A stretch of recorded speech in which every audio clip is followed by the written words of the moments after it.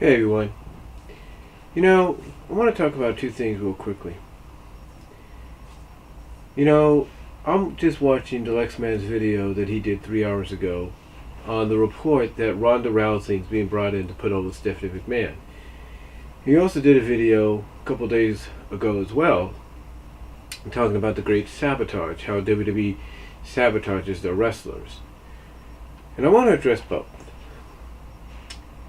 You see, there's a report that Dave Meltzer talked about on his podcast saying that Stephanie McMahon was going to be put over by Ronda Rousey. That she was going to be put over to become that Ronda was being brought in to put her over. Now, the reason they say Ronda is being brought in to put her over is so that Stephanie could be the next big mainstream star. In other words, they want to remake they basically want to remake McMahon Austin, but this time McMahon Rousey. And I know some people are conflicted about that because Meltzer sometimes doesn't have the best history of reporting stuff, and he'll just say things to garner interest and garner viewers. Honestly, I don't see them using Ronda to put Stephanie over. And I'm sure a lot of people are worried that means Stephanie's going to pin Ronda in her first match in. No, they're not going to do that. If they're going to have Ronda put Stephanie over, they're going to have Ronda beat the hell out of Stephanie McMahon first and foremost. What I see happen, and this is all going to begin a week from Sunday at the Elimination Chamber. Ronda's going to get ready to sign her contract. Stephanie's going to be there to congratulate her and say this is what it's all about. They try to take credit, like she's been doing, and then that's when it begins, because then Ronda can get on the mic, and because whether or not Ronda's got good promo skills or she doesn't, hopefully she's been learning. I can see Stephanie McMahon coming out trying to take credit for Ronda being there and just like she's done with the Women's Rumble and the Women's Elimination Change. I can see Ronda honestly grabbing the mic and saying, and basically starting to talk Stephanie down. Basically start getting in Stephanie's face and kind of saying, enough with your BS, enough with your crap. No one's buying it. Nobody, not me, Kurt, nobody is buying your BS. So stop taking credit for something you didn't have a part of. I could see them doing some kind of work shoot to begin it, where Ronda basically calls out Stephanie on BS and saying that if Stephanie really wants to take credit or really wants to prove that she is the reason this is all happening, then maybe she should face Ronda in a match. And then maybe that's where Ronda would throw in a stipulation that states, oh, by the way, this says I can have any match I want at WrestleMania, so I choose you against me. And if you back out, then you'll be fired from the company. You'll be gone completely. You'll be out of the wrestling business, or something like that. They're going to figure out some way to make it either one-on-one or a tag match. Now, if it's one-on-one, you can expect Stephanie to throw in the fact that, okay, fine, you can have that match, but I'm going to make it a street fight. I'm going to make it DQ. No DQ. So that way she can have any woman or something come down and help her, try to help her out, and they would be taken out by Ronda. I'm just saying. I could see it going either way, but the way Stephanie's going to be made into a mainstream star courtesy of Ronda Rousey isn't because, she's going to try to outsmart Ronda and everything. You don't bring in someone like Rousey and try to outsmart her right off the bat. No, you bring her in to be a killing machine. And I know that's hard to say, but you bring her in to be a machine, a killing machine, and you basically let her run roughshod on Stephanie McMahon in whatever match they have at Mania. Heck, even throw in a stipulation that if Ronda beats Stephanie, Stephanie has to change her ways and act completely nice and unbiased and everything, and even go up to someone like Bayley and say, I'm so, let's say, Ronda, like I said, Ronda puts in the stipulation that, if I beat you, you got to be nice. You got to say you're sorry for all this and and treat everybody equally. And then maybe we could see a sample of that the next night on Raw, where let's say she goes up to someone like Bayley and says, Bayley, I'm so sorry. In fact, to make it up to you, Bayley, tonight you are challenging for the Women's Championship because that's the right thing to do and the fair thing to do. Kind of, play up the fact that she has to act nice, but then when the person she's acting nice to walks away, you kind of get this sneer look on her face like, I got to keep doing this, kind of deal. So or so. I know I'm just rambling here about that, but honestly, if you're going to bring Ronda in to put Stephanie over, if any of that's true, Stephanie McMahon doesn't need to be put over any more than she already has been. So my suggestion is, if she's going to be put over, you put her over by having her always get her comeuppance handed to her by Ronda. Like anytime, like, okay, let's say they don't add that stipulation to where Ronda beats her, she has to be nice and unbiased and whatever. You can have it to where Ronda tells her, if you make any false decision, any biased decision, you mistreat people, talk down to them, I'm going to drag you out to that ring, I'm going to call you out to that ring, and I'm going to beat the hell out of you. Or I'm going to come up, find you, and I'm going to beat the hell out of you.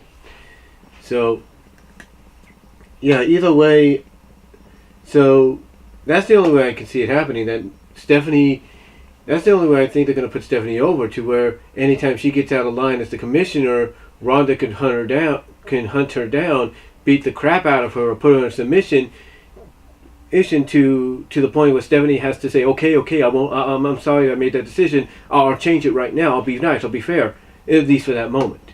So, or something like that. So I could see them doing something like that too. So I can see them doing something along that lines. Well, let's say Stephanie tries to be biased and unfair to somebody. Ronda finds her, hunts her down, puts her in an armbar, and goes like, "What was that decision? What was that? What did you say about that match?" And Stephanie can be like, "What I meant to say is, this is going to be a one-on-one match, fair, nobody allowed at ringside," or something like that. I could see them doing something like that, and it would make things entertaining, because then Stephanie would have to, because she could still be a heel, but she'd have to be careful about her wording. She'd have to be like, as much, let's say she goes up to someone like Mickie James, she could be like, "Mickie, as much as I would like to put you against the entire women's roster, because you did this, I can't, because I know Ronda will probably find me and hurt me, so I'm going to give you the night off. I'm going to give you the night off so I don't get tempted into doing that, and Ronda doesn't try to find me and hurt me." Or they could do something. So, Ronda putting Stephanie over, I see her putting her over to the fact that just when she thinks she's going to be one step ahead of Ronda, Ronda always finds a way to be a step ahead of her. Be the only person in WWE that always seems to be a step ahead of Stephanie McMahon. So, and it's the only one that can give her a comeuppance no matter what. So, that's the only way I think, that's the only reason I think they would want to put Stephanie over when it comes to Ronda, is to put her over as the only person that can't control Ronda. That no matter what, she can't control Ronda or do what she used to do, bully, talk down and all that. Basically, I see them putting Stephanie over in the fact that as long as Ronda's around, she's got to be careful about what decisions she makes and how she talks down to people. So I see them working it out that way, and it will culminate in a match at Mania, whether it's a tag or one-on-one. And if it's a one-on-one, Dalyxman, I think you would agree it's going to be no DQ. It's got to be. To at least, if WWE wants to give Stephanie a chance against Ronda, that would be the only way. But enough about that. Let's talk about the other video you talked about. I didn't see it yet, but I think I know what you're talking about because you discussed it on your Q&A this past Sunday. And I said it best when I did that super chat to you. It's a hard truth. It's a hard truth. It's basically, if WWE doesn't make them, WWE ain't going to push them. If they're not a WWE creation of any kind, WWE ain't going to give them a fair shot unless they have something to them that makes them look like a superstar. Unless they have that it factor that resembles a WWE superstar. For example, Samoa Joe is a good example. One good example is Samoa Joe. Samoa Joe just has that it factor. Everybody was worried that he's going to be changed. They're going to do this and that. They kept him as he is. They kept him as Samoa Joe. And before his injury, look what he was a part of. Look what he was involved in. You see what I'm saying? And all because he had that it factor about him. He had that it factor that said, it doesn't matter whether or not he was in Ring of Honor or TNA, he looks and acts like a WWE superstar. Like he always was meant to fit in there. And here he is. So there are exceptions. There are exceptions. AJ Styles is another exception. You would think, oh, they're just going to change his name. Da, da, da. No, they kept him as AJ. And why did they keep him as AJ? Because he has that it factor. It's always, there's something about them having that it factor. And that's what allows WWE to look at a guy and say, okay, he has a proven track record in other promotions. He has that, and when they look at that proven track record and they look what he's done, they also notice, he's got an it factor to him. He's got that it factor. Same with Bobby Roode. They may have tweaked him to be glorious and all that, but you take the glorious away, and guess what? He's still Bobby Roode. And he's got an it factor to him as well. It's always those superstars that have an it factor to them that WWE, whether or not that person's worked for another promotion or not, they will actually give a chance to. They will. But there are other guys they won't give a chance to. And that's a shame. Cesaro, Claudio Castagnoli, is another good example. He's got all the tools, but he doesn't obviously have the it factor because he still acts like Claudio, in a sense. He still acts like Claudio Castagnoli. He doesn't act like Cesaro. He doesn't act like a superstar because fans and even himself and maybe the fellow superstars in the back still view him as Claudio. And I think the only way in WWE's minds that he'd ever get over and get that opportunity is to completely change his character. That'd be about it. That's what it is. Even the 205 guys, when Vince and Kevin Dunn were running the show, you think they did it because of they wanted to make it about characters? No. They did it because none of these guys were creations of them. So they figured, well, we'll give them their own show, see if the same success that the Cruiserweight Classic had can carry over to 205. But the truth of the matter is 205 had the potential, and now is showing it under Triple H's regime, or Triple H's control. 205 had the potential to be good, but all it was under Vince and Kevin Dunn's control was just a way to sabotage these cruiserweights because they didn't make them. They didn't have the it factor to them except for someone like Enzo and maybe Austin Aries. But they even canned Austin Aries. And why? He had the it factor. But you know why they canned him? Because they didn't create him. Austin Aries was not a WWE creation, and he didn't conform to changing who he was to what they wanted. It's basically Dalyxman, Alex. It just basically comes down to the fact that even if you have a proven track record outside of WWE and you've won all these championships, you made a name for yourself, that if you don't have an it factor in the WWE's eyes, that in the eyes of WWE, if you don't have the it factor they're looking for, and if you're not willing to conform or change who you are to fit their image, they ain't going to give you any much of a push except the closest being Intercontinental, US, or Tag Team Gold, or Cruiserweight Gold. And that's it. If you don't conform if you don't change yourself to what they want, change your overall persona to what they want, they ain't going to push you. The only reason they pushed Seth Rollins is because he was willing to change who he was. People knew he was Tyler Black, but he changed his name around, changed a little bit of his persona, and there you go.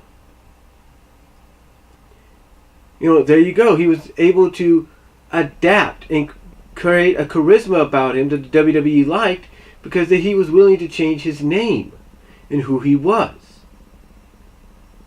He didn't come out and say, I want to remain Tyler Black, and just as I was in Ring of Honor. No, he was able to change who he was by name and, in a sense, by gimmick, kind of be a hybrid of who he still was and be a hybrid of what WWE wanted, and that's why they gave him the opportunity, because they saw that it factor in him that they look for. I know that sounds confusing, but it's true. Same with Dean Ambrose. Everybody knows him as Jon Moxley, mostly being a hardcore wrestler, competing in deathmatch tournaments. Yet he goes to WWE, he's still kind of himself a little bit. He changes his name to Dean Ambrose, kind of does what Seth Rollins does, creates himself a bit of a hybridness to it, to where you know he's half Jon Moxley, now half WWE Dean Ambrose. And by doing so, he also creates an it factor that WWE finds appealing, and that's why he got a run with the WWE Championship as well. Maybe not a long run, but still. It basically comes down to the fact that if you're not willing to conform in some shape or form, and change yourself in some shape or form, and develop some kind of it factor gimmick in some shape or form, WWE ain't going to push you. If you try to remain as who you were before, you can forget about any opportunities. You know, if you don't go out and if you don't go out and create an aura about you, a charisma about you that WWE feels can get over, they ain't going to push you. Because as much as the fan base, the WWE Universe, will want to see that person succeed, unless WWE in their minds create that person, or at least in WWE's minds, if that person doesn't conform in some way, whether it's a hybrid of who they were before and what WWE wants, and at the same time create what WWE considers their it factor, then they're not going to push the guy. They're not going to push the guy or the gal, because they're not what they want. I mean, WWE. Let me take my time here. I got 17 minutes. I'm 17 minutes in, but basically, you know, if you don't, what I'm saying is, if they don't conform and change to WWE's perspective, they ain't going to get their opportunity. I mean, WWE can go as far. Will go as far as letting them, as I mentioned, kind of be a hybrid of what they were before WWE and what WWE wants them to be now, and that guy or girl will get an opportunity. They'll get more of an opportunity than necessary sometimes. And there are, like I say, certain examples and exceptions, like a Samoa Joe, if you will, and an AJ Styles, to where they don't have to totally change who they are. They could just still be who they are, because they have that it factor right off the bat, even before they come to WWE. So, overall, when you look at it, Dalyxman, it's all about WWE wanting the people they sign to create an it factor about them that they, not the fans, they, WWE, want. And like I said, they'll even go as far as maybe letting them be a hybrid of who they were before and what WWE wants. So, hopefully this response video and my take on the whole Ronda situation and the whole Great Sabotage situation worked out. So let me know what you guys think down below. Comment if you like. I am out.